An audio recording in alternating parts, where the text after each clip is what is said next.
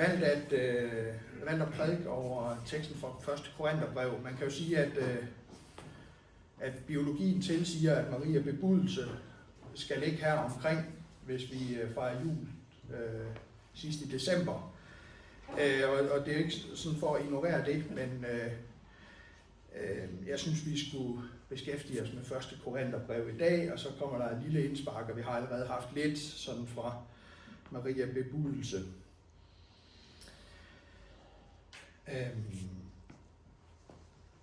Vi lever i en tid, og så har jeg skrevet, og i en del af verden, men måske er det i virkeligheden også universelt, at vi hylder det stærke. Vi hylder magten, det kloge, det succesfulde, sådan som verden. Jeg tænkte på det nu her, da jeg sidder forberedt mig, og så at vi er midt i sådan en valgkampsperiode. Synes jeg jo på en eller anden måde, det bliver ekstra tydeligt, det her med, at der er et spil om magt. Og det er ikke altid pænt, men det er også et spil om indflydelse, så det er ikke fordi, man bare kan sige, at alle politikere, de er der bare for magtens skyld. De er der også for indflydelsens skyld. Men magt svømmer bare til overfladen på en eller anden måde. Det her spil om magten, den her positionering, der finder sted. Og det her fokus på performance, på at være stærk i sit udtryk. Hvilken vi har lagt mærke til det, når der har været de der debatter. Jeg må ærligt indrømme, jeg ser dem næsten aldrig. Jeg kan ikke rigtig holde dem ud af en eller anden grund. Jeg er ikke så god til det der, når mennesker de skændes og bliver uvenner. Men hvis man så læser aviser dagen efter, så det, der kommer først, det er, hvem klarede sig bedst, hvem var stærkest i debatten. Og så kan der godt, hvis man er heldig, lidt længere nede i artiklen, komme noget om den politik, der rent faktisk blev snakket om. Men det er rigtig meget sådan noget med magt og med styrke og med klogskab, verdens visdom og performance, der er på spil. Paulus, han skriver til en menighed i Korinth, der også præcis tænkte sådan, at verdens visdom, verdens klogskab, verdens magt, det var det, der var noget ved. Det var det, der var noget værd. Og så siger Paulus til Korinthermenigheden og til os, Guds kraft viser sig et helt andet sted. Og han siger også, at visdom er noget helt andet, end vi tror. Vi vil rejse os, og så vil vi høre, hvad Paulus han siger til Korinthermenigheden. For vel er ordet om korset en dårskab for dem, der fortabes, men for os, der frelses, er det Guds kraft. Der står jo skrevet, de vises visdom vil jeg ødelægge, de kloges klogskab vil jeg til intet gøre. Hvor er de vise henne? Hvor er de skriftkloge? Hvor er denne verdens kloge hoveder? Har Gud ikke gjort verdens visdom til dårskab? For da Gud i sin visdom ikke ville, at verden skulle kende ham gennem sin egen visdom, besluttede Gud at frelse dem, som tror ved den dårskab, der prædikes om. For jøder kræver tegn, og grækere søger visdom.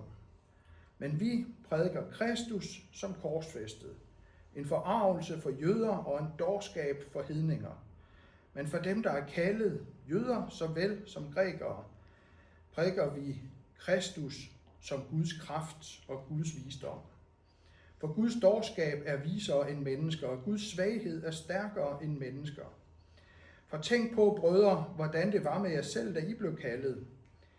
I var ikke mange vise i verdslig forstand, ikke mange mægtige, ikke mange fornemme, men det, som er dårskab i verden, udvalgte Gud for at gøre de vise til skamme. Og det, som er svagt i verden, udvalgte Gud for at gøre det stærke til skamme. Og det, som verden ser ned på, og som ringeagtes, det, som ingenting er, udvalgte Gud for at gøre det, som er noget, til ingenting. For at ingen skal have noget at være stolt af over for Gud. Men ham skyldes det, at I er i Kristus Jesus, som er blevet visdom for os fra Gud.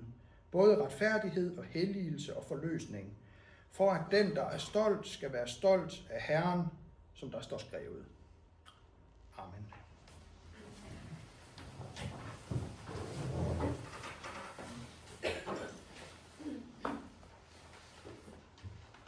Vi møder nogle paradoksale ting i dag i den her tekst. Og der er sådan en ting, jeg tør love, når I går hjem i dag efter den her prædiken. Så er det, at I ikke har regnet den ud. Aha, det er sådan, det skal forstås med min hjerne, alt det her. Det ved jeg ikke, om jeg kan garantere. Jeg synes i hvert fald stadigvæk ikke helt, jeg kan fatte det med min hjerne nødvendigvis. Så der er noget paradoksalt i det her budskab. Noget, der er dårskab for verden, men som er kraft for de troende. Det er det samme budskab, evangeliebudskabet. Jesus Kristus, der døde på et kors for hele verdens synd. Det er budskabet. Men det opfattes på vidt forskellige måder. På den ene side som dårskab, på den anden side som kraft til frelse. Vi støder også på det i dag, også i vores kirkelige landskab, at når det her opleves som dårskab, det gælder ikke bare kirken, det gælder i verden i det hele taget, så afvises det med hån. Det er simpelthen for dumt på en eller anden måde at tro på sådan noget her. Det er for dumt i det hele taget at tro på en Gud. Det kan også, når det opleves, eller når det her budskab mødes som dårskab, og det måske oftere sådan ind i vores kirkesamfund rundt omkring, at det forsøges forklares væk, fordi det kan jo ikke passe. Det giver simpelthen ikke mening med min hjerne, og så må jeg prøve at forklare mig rundt om det her. Og det ser vi en masse af. Det ser vi også masser af artikler af her op til påske, ikke mindst. Hvordan forklarer vi det her med korset, hvis ikke vi rigtig tror på det der med korset og dets betydning. Men for de, der frelses, der er det Guds kraft til frelse, og ikke dårskab. Men hvordan i alverden bliver det? Korset står centralt i den her tekst og i Paulus forkyndelse i det hele taget. Og jeg tror let, det for os kan blive til først og fremmest at være et religiøst symbol, det her kors. Fordi vi bærer det som et symbol, og både et tegn ud i verden og et tegn til os selv. Men nogle gange måske glemmer, at det her kors var et henrettelsesinstrument. Et torturinstrument, der havde til hensigt at dræbe mennesker. Det var udgangspunktet. Et kors, hvis vi tager Jesu kors som eksempel, var han har sagt en træstamme med en overligger øverst, som man så blev sømmet fast til med hænder, med håndled og med ankler, så når man kunne hænge der. Man fik selv som en ekstra ydmygelse lov at bære den her korsplanke fra domsstedet og ud til henrettelsesstedet. Det var en metode, det var en henrettelsesmetode, der var oprør imod Rom først og fremmest til del. Det var dem, der blev straffet på den måde. 20 røvere, som på en eller anden måde havde, som Rom på en eller anden måde havde et udstående med. Og så foregik det uden for byen. Og det foregik ikke uden for byen, for at det skulle være sådan lidt gemt af vejen. Nej, for det foregik ved vejen. Og i Jesu tilfælde sandsynligvis jo simpelthen ved hovedvejen til Damaskus, en af de mest befærdede veje ud af Jerusalem, fordi korsfæstelsen tjente som minimum 2 formål. Den var en straf, en forfærdelig straf for den, som var blevet dømt til korsfæstelse, og så skulle den være til skræk og advarsel for alle andre. Og derfor stod korsene lige ved vejen, og det har ikke lyttet godt, det har ikke lugtet godt, og det har slet ikke set godt ud. Og vi ser tit sådan fremstillinger af Kristi kors, som sådan et, hvor han hænger sådan op imellem himmel og jord. Sådan højt op på sådan en 4 meter høj planke. Det har ikke været virkeligheden. Måske har Jesu kors været 2,5, maks 3 meter høj. Han har hængt sådan, at de, der gik forbi, de kunne se ham, de kunne lugte ham, og de kunne høre ham. Det var en modbydelig henrettelsesform, og det er ikke sådan set for os, at det sådan skal blive morbidt, og så lidt alligevel, fordi vi må godt have en forståelse af, hvad det var, der foregik der på Jesu kors. Se, høre og lugte en forbandelse. Og Gud vælger at åbenbare sin kraft lige der, hvor ingen andre vil lede efter Guds kraft. Der åbenbarer han den i sin søn, i sin korsfæstede søn, Jesus Kristus. Der står om ham i Esajas 53, at hans skikkelse ingen skønhed havde. Vi så ham, vi brød os ikke om synet. Foragtet og opgivet af mennesker, en lidelsens mand, kendt med sygdom, en man skjuler ansigtet for, foragtet. Vi regnede ham ikke for noget. Sådan var det, ikke mindst da han hang der på korset. Og lige der møder vi Guds kraft til frelse. Lige midt i skrigene, midt i stanken, møder vi Jesus Kristus som korsfæstet. Og det møde er Guds kraft til frelse. Her viser Gud os sin hellighed, at han ikke tåler synd, og det kostede Jesus livet, for at du kan forsones med Gud. Og vi møder hans kærlighed, at det betaler Gud gerne for dig og mig.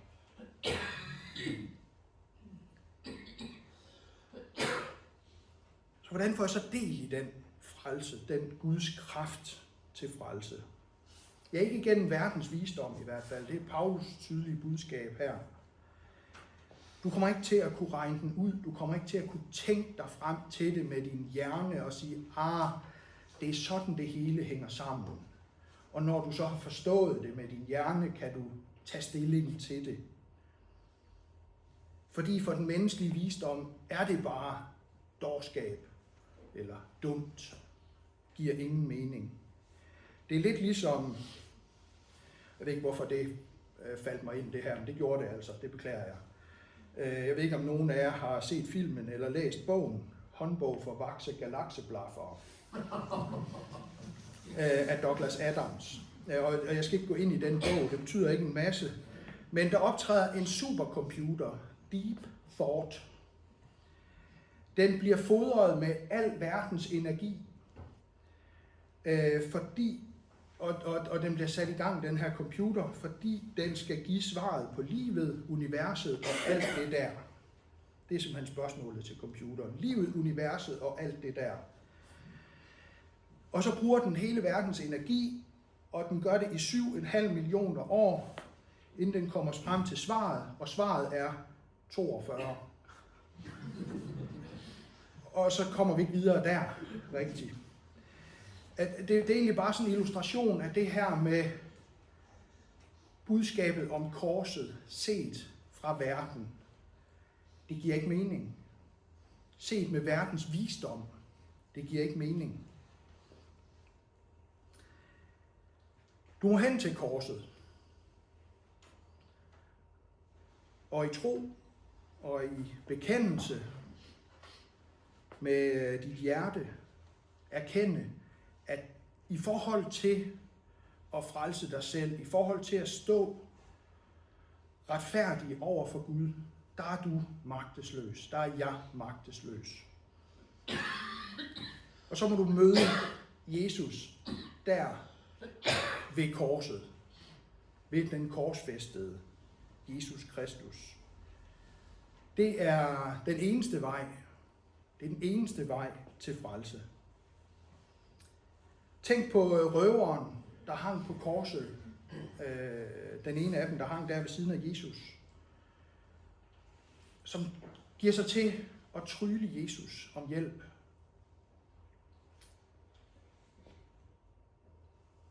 Han råber i sin nød til Jesus. Og så bliver han frelst.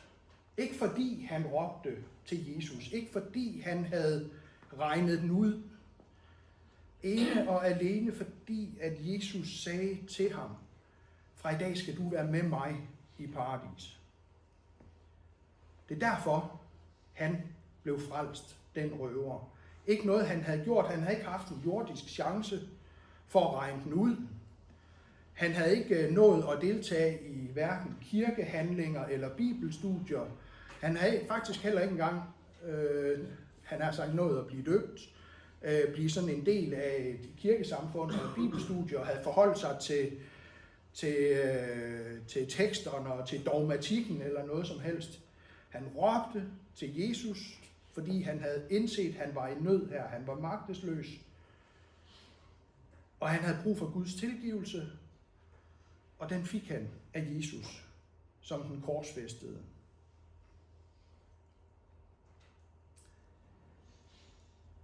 Når jeg synes, at livet er svært, både sådan menneskelivet i det hele taget, som kan være vanskeligt, og også når jeg synes, det er svært i mit åndelige liv, og de to overlapper jo, eller er det samme på en eller anden måde, så gælder der sådan set det samme i virkeligheden. Så må jeg hen til Jesu kors igen og igen og igen og møde ham der på knæ. Selvfølgelig i overført betydning, men jeg har nogle gange tænkt på, om jeg ikke burde gøre det noget mere fysisk også, faktisk. Fordi det vi gør fysisk, det gør noget ved vores tanke og vores mindset. Så måske skulle vi i fællesskab overveje også at gå på knæ for Jesus Kristus ved hans kors. Selvom det måske kan lyde akavet, det ved jeg ikke. Men ja, vi må i hvert fald hen til hans kors, og vi må på knæ for ham. I erkendelse af, at uden ham, der er vi magtesløse. I os selv er vi magtesløse. Fordi kun når du er kommet der og har kendt din magtesløshed, så kan Gud komme til med sin kraft. Paulus siger det selv lidt længere hen i 2. Korintherbrev. Han har et langt afsnit, der handler om Paulus eget forhold til det her med Guds kraft og sin egen magtesløshed. Hvor han taler om, at han gang på gang bliver slået af Gud. Han har den her tårn i kødet, som han taler om, som er med til hele tiden at minde ham, altså Paulus, om hans egen hjælpeløshed, hans egen magtesløshed. Og det han så erfarer der, det er, at Gud siger til ham, min nåde er der nok, for min magt udøves i magtesløshed. Min magt udøves i magtesløshed. Og så slutter han afsnittet af med bare sådan en sætning, som er fantastisk. I al sin modsætningsfyldthed. Når jeg er magtesløs, så er jeg stærk. Underforstået, så er jeg stærk i Kristus. Så er jeg stærk, fordi jeg har mit liv forankret ved foden af Kristi kors. Vi har sådan en lille, ikke hvad man kalder sådan et slags motto, kan man sige, i 4M, som I jo ved, mange af jer, at jeg er en del af. Det højeste sted, en mand kan nå, er ved foden af Jesu kors. Og det tør jeg jo uden videre at brede ud og sige, det højeste sted, et menneske kan nå, er ved Jesu kors, ved foden af Jesu kors. Så går Paulus videre til noget, der også er paradoksalt på en eller anden måde. Ligesom for at understrege sin pointe om Guds kraft, der udfoldes i magtesløshed.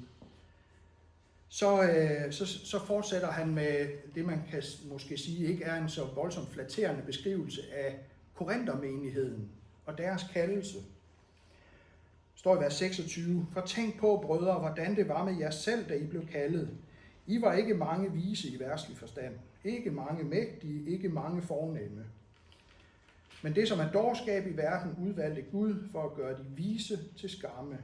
Og det, der er svagt i verden, udvalgte Gud for at gøre det stærke til skamme. Og det, som verden ser ned på, og det, som ringeagtes, det, som ingenting er, udvalgte Gud for at gøre det, som er noget, til ingenting. For at ingen skal have noget at være stolt af over for Gud.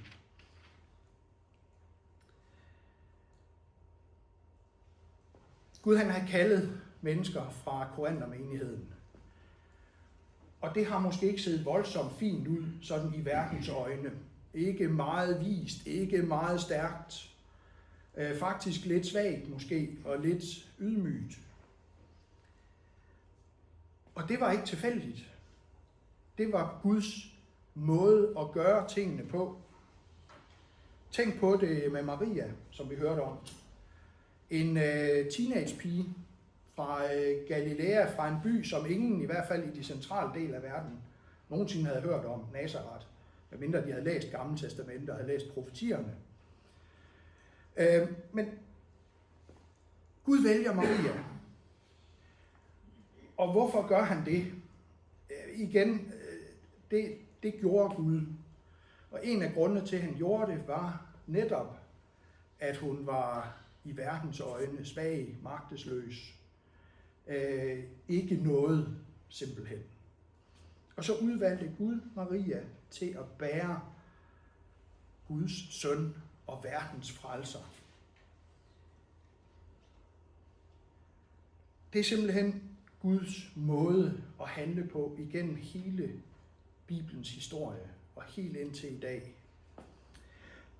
Lad I få et mærke til, apropos det her med, hvad stiller man op over for noget, som er Bibelens budskab, men som ikke giver mening rent forstandsmæssigt. Prøv lige at overveje det med Maria.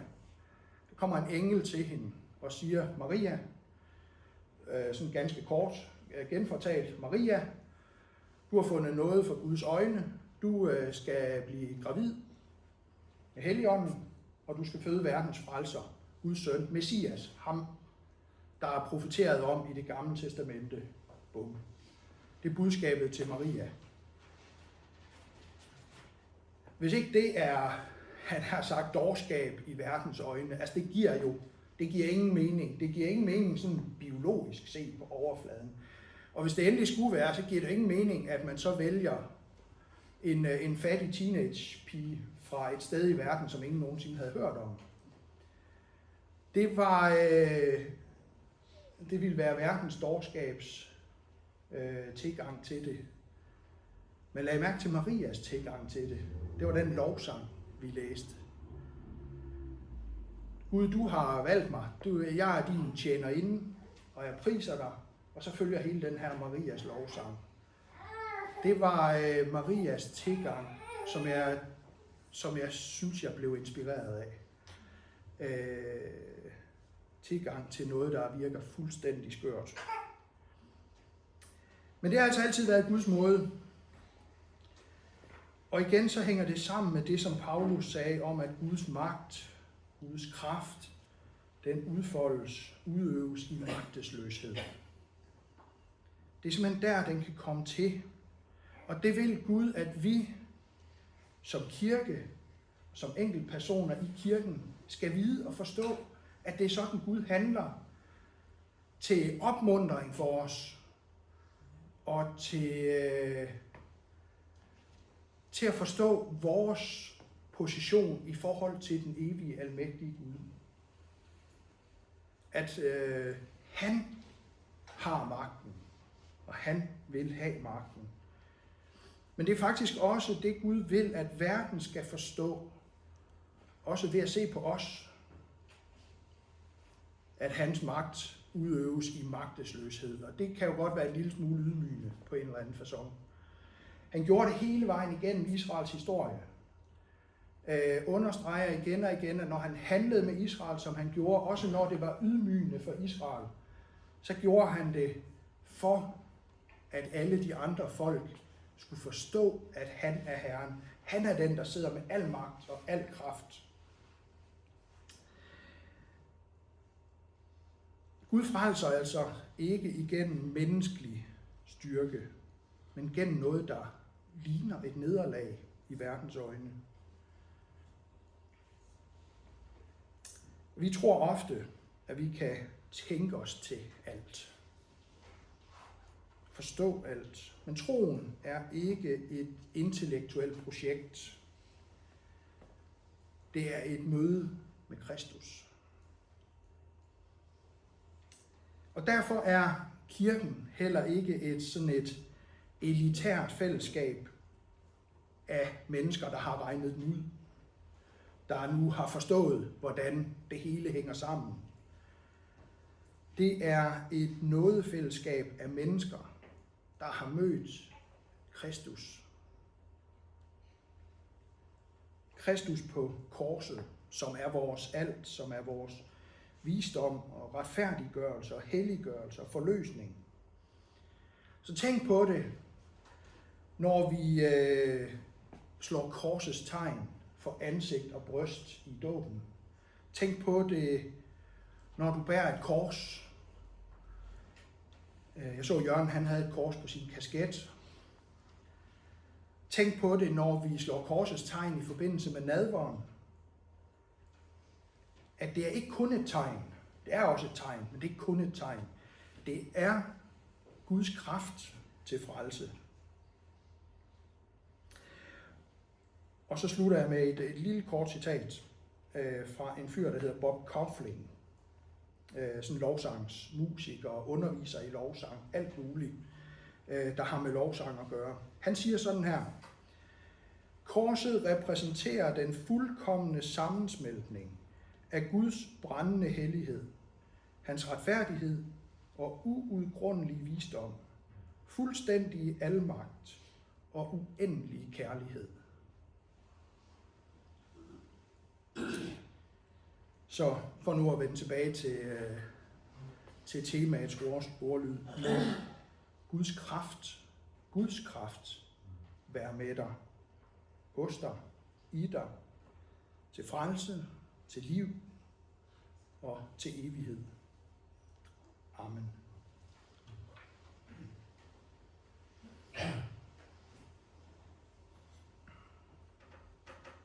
Lov og tak og evig ære være dig, vor Gud, Far, Søn og Helligånd, du som var, er og bliver en sand treenig Gud, højlovet fra første begyndelse, nu og i al evighed. Amen. Så lad os rejse os og med apostlen tilønske hinanden vor Herres Jesu Kristi nåde, Guds kærlighed og Helligåndens samfund være med os alle. Amen.